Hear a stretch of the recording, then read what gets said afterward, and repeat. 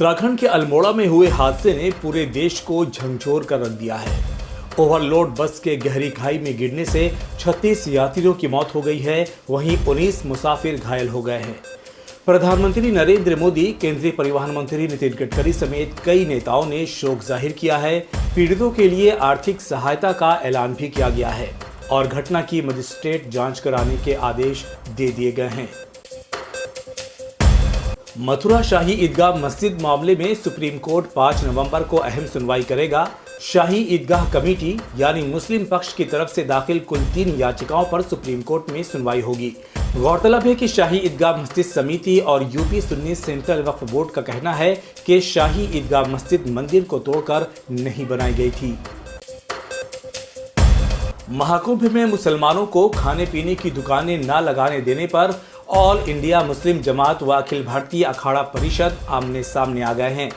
All India Muslim जमात के राष्ट्रीय अध्यक्ष मौलाना मुफ्ती शहाबुद्दीन रिजवी ने अखाड़ा परिषद से कहा है कि ये फैसला सांप्रदायिकता को बढ़ावा देने वाला है और समाज में नफरत फैलाने वाला है।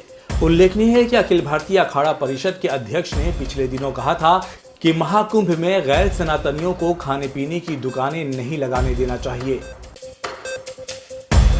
राजधानी दिल्ली में दिवाली पर पटाखों पर प्रतिबंध के नियम को सही तरीके से लागू नहीं करने पर सुप्रीम कोर्ट ने दिल्ली सरकार को जमकर फटकार लगाई है।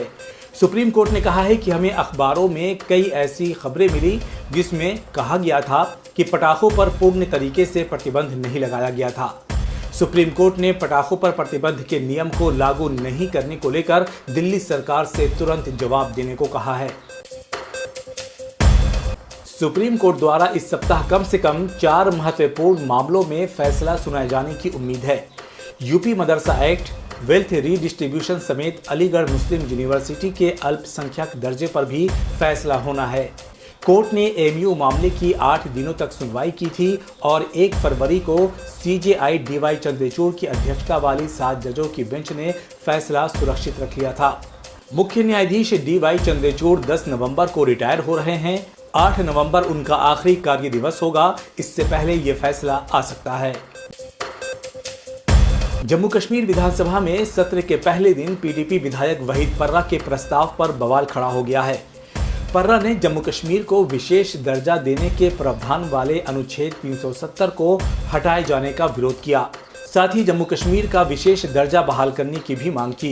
इसको लेकर सदन में जमकर हंगामा हुआ। इसके बाद मुख्यमंत्री उमर अब्दुल्ला ने कहा कि इस प्रस्ताव की आज कोई अहमियत नहीं है, सिर्फ प्रचार पाने के लिए ये प्रस्ताव पेश किया गया है। केरल में आईएएस अधिकारी के मोबाइल नंबर से बनाए गए हिंदू और मुस्लिम अफसरों के 2 व्हाट्सएप ग्रुपों पर बवाल मच गया है। दरअसल आईएएस अधिकारी ने पुलिस में शिकायत दर्ज कराई है कि उनका मोबाइल हैक कर लिया गया था, जिसके बाद उनके एडमिन रहते हुए 2 व्हाट्सएप ग्रुप बनाए गए जिनके नाम धार्मिक रखे गए थे। इस पूरे मामले की जांच शुरू कर दी गई है। 50 से अधिक देशों ने एक साथ पत्र लिखकर यूनाइटेड नेशन से इजराइल पर हथियार प्रतिबंध लगाने की मांग की है। इन लोगों का कहना है कि इजराइल गाजा पट्टी में मौत और विनाश के अभियान को आगे बढ़ा रहा है। तुर्की राजनयिक ने कहा है कि इजराइल को हथियार बेचने का मतलब उसके नरसंहार में भागीदार होना है। Stockholm International Peace Research Institute द्वारा जारी की गई रिपोर्ट के अनुसार 2023 में इजराइल के हथियारों के आयात का 69% हिस्सा अमेरिका से आया था।